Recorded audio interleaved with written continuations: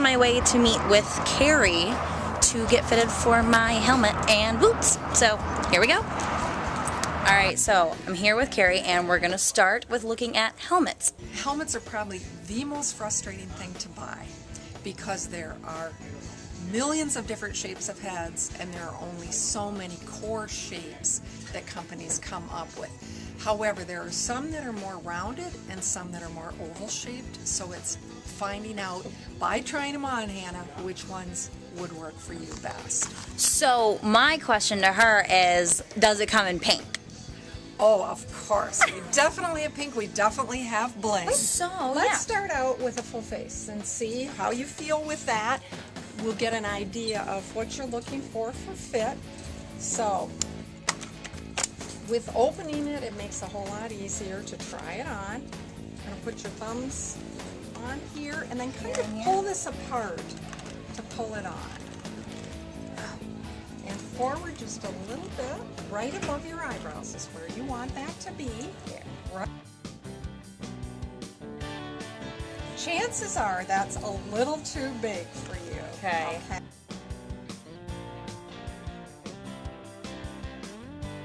As we talked about before, we're going to try something that's not so confining.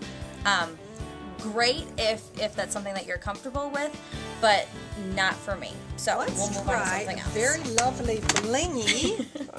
My favorite one so far. 3/4 helmet. How does that one feel compared to the other one size-wise? A lot better. Like it actually feels like it was fit for my head. Okay. So that's good. Maybe I have a very common shaped head. And you mentioned half shell with maybe some pink in it. So half shell with some pink. That sounds like wonderful helmet. It's and these are part of the breast cancer line.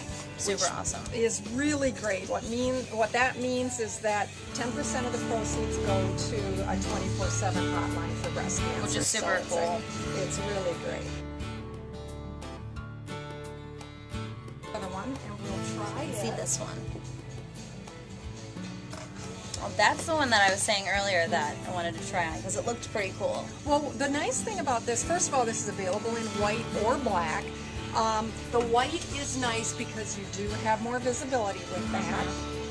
This one was designed for women, and it's narrower on the sides but deeper because it accommodates for hair. So that's really comfortable. See how that comes right down lower on your head, and you're not looking in a mirror right now, but if you were to look in a mirror, the other one sat up on your head a little bit more, where this one comes down nicely right where you want it to fit. That's the most comfortable one I've had on so far. And then you'll feel that this has what we call a neck curtain on it, and what that neck curtain does is it will stop the wind. If it's rainy out, it'll give you a little more protection, but that does zip off. So if it's a warmer day and you want to zip that off, you can take that off. Convertible. I like it. Yeah, and safety is key, so this is your most important part. Right. This one. This one rocks. This one's awesome. How fun is that? Now, after trying the other one, to you, how does that feel? You placed it like you should, right? I can tell it doesn't have the extra piece on the bottom. I felt that part from the other one. Same fit on the top. Feels good. Not sure. I'd have to go back between the both and try them on and walk around with them like you said. But this one does feel really good. So after debate, this is the helmet. It's awesome. Very comfortable. I feel safe. And as you said before, the white helmet gives you a little bit more visibility. So something to keep in mind for all of you people looking for new helmets for the summer. Keeps you a little cooler, and you can see from farther away better. So. And it's harder to see, but there's a metallic flake in here, so it's really it's fancy. She'll be sparkly on the road. If anybody has any questions, feel free to come here and see Carrie at Cutter Harley Davidson. Obviously, as you've seen, she's fantastic. Any questions, you want to try on a helmet, you want to get more information on any safety, clothing, anything in the store, Carrie can help you. So if we look over here, you'll see there are all different... Oh, Don't look at those. Don't look at sandals. Now, you can carry those in the bag of the bike and put them on after you get to your location. But we don't want to wear sandals on They're the motorcycle. super cute though. I know, they are. Those gals that are passengers, it goes for you too. When you're on that motorcycle, you need to wear something that covers that ankle bone. It's a very vulnerable area. Plus, if you had to put your feet down for any reason at a stop sign or anything else, you want to make sure that your feet are covered. What we're looking at over here, this would be a great riding boot. This is one that I'm going to have you try on. It's got a great riding sole, which means that when you put it down over and over again, when you're putting your feet down, you're going to have good skid resistance. The composition of the sole is very strong, so it's not going to break down over time with you putting your foot down on the ground. And you have the traction that you need available to keep you stable. What they also do is they'll have a zipper on the side and then the lacing on here so that you can adjust it to fit your leg properly, and your foot. And if you're getting off the bike and walking around during the day, some people's feet will swell a bit, so with the lacing it allows you to open that back up a little bit again. When you get into something like this, this is considered an after riding boot. It's a great looking boot, but again, when we're talking about the heel construction on it, they're nice for walking around, but for riding they're not going to hold up to you putting your feet down all the time. We're looking at you taking the class and riding yourself.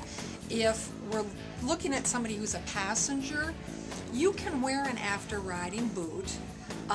The only concern there is that you find out ahead of time, are your feet going to be near the mufflers? If they're near the mufflers, then that heat can melt if it's a glued-on sole, so you have to be careful of that. So Carrie was just explaining to me about stability and boots, and these are the boots that I was wearing today. Do nothing for you.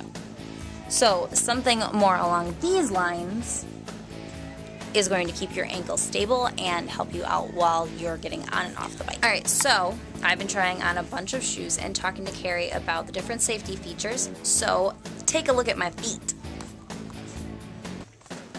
On my right foot, we have a good looking boot. I like this boot a lot. It's cute, it looks good with pants, and it's also a safe riding boot. On my left foot, a good looking boot, not my favorite, but very, very comfortable. The main thing about the boots would be getting something that has a good low heel on it, particularly when you're learning to ride. With shifting the bike, you don't want a high heel that you're going to have to put on that footrest and then try to get under the shifter to shift, so it's important for that. Either one of those would be great for you. So after a lot of debate, I am going with this boot. What is this one called, did you say? This one's the Shawnee, and this is a great riding boot. Another thing that you might want to try too, we have socks that have been designed. Now actually the fabric was designed by Nassau. It's called Outlast, and what the socks do is they regulate body temperature. So in a riding boot like that, it's great because you might be in 70, 80, 90 degree weather, you might be in cooler weather, and what it does is the fibers open up and store heat, or they'll release heat if it's cold out. So they're really great. So there you have it. Cutter Harley-Davidson has everything that you need to ride safe and comfortable and even a little stylish.